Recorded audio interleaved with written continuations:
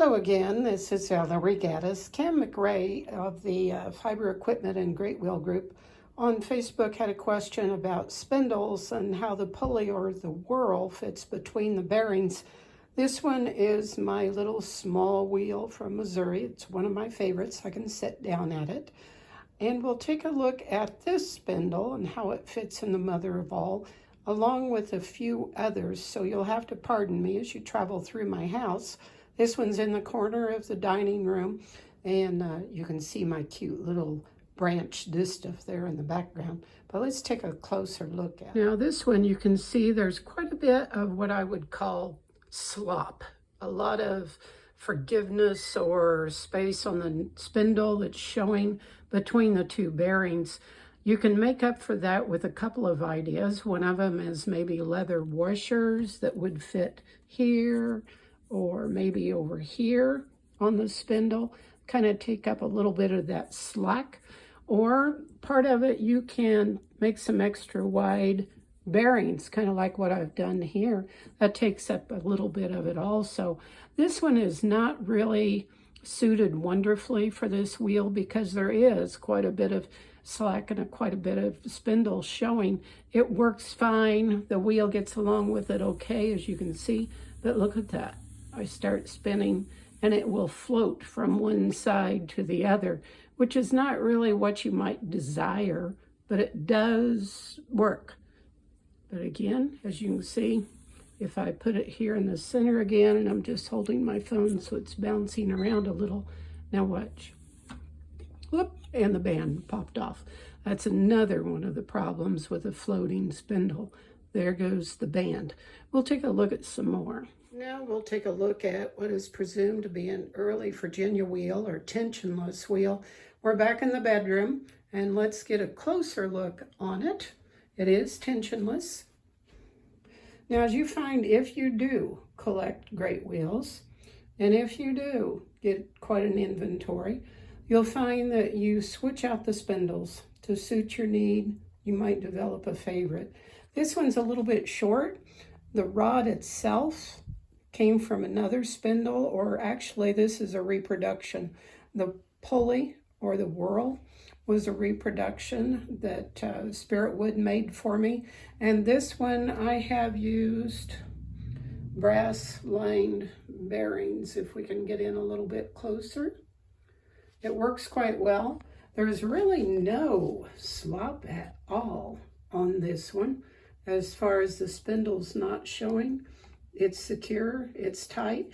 It could probably use a little bit of space in there because I wonder if the edge of the brass might be rubbing on this part of the wood.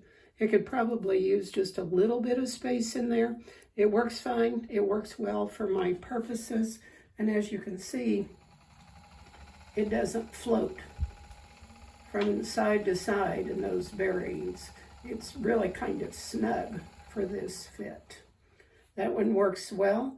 I do like what he did here. He put a little extra rod space over here to kind of counterbalance the cop whenever it gets large.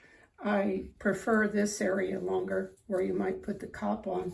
They say that the shorter ones are usually, I think, for cotton. The longer ones are for wool.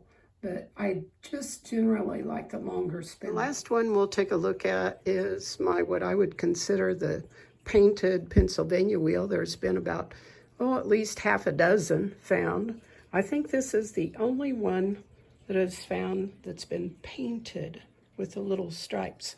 This is absolutely my most favorite spindle because it is long, it is tapered, it is thin.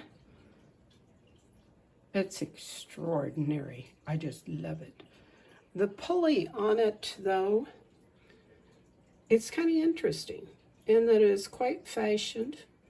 It's turned, but it really doesn't have that many grooves for it to be able to have variation for your drive band.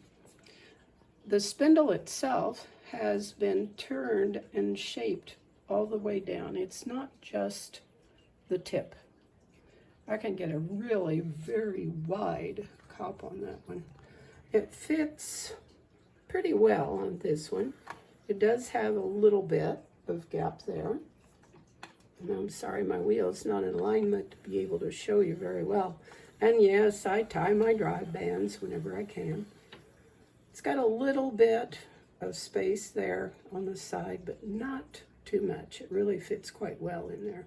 One last spindle we'll take a look at is on a bat head.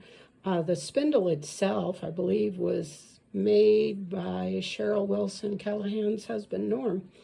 The pulley, I believe, is from her also. Bat head is a reproduction by Patrick Sanchez, but it really works quite well together. All I had to do was add the corn husk bearings. It does have a little bit of slop, which I'm not too concerned about.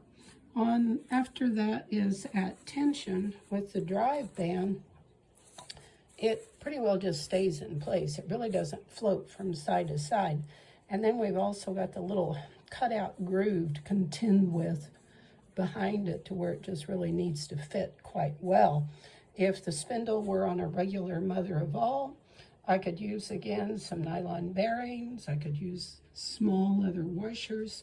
I could use larger than normal corn husk bearings, just something to compensate, to take up some of that space that's exposed so it doesn't float.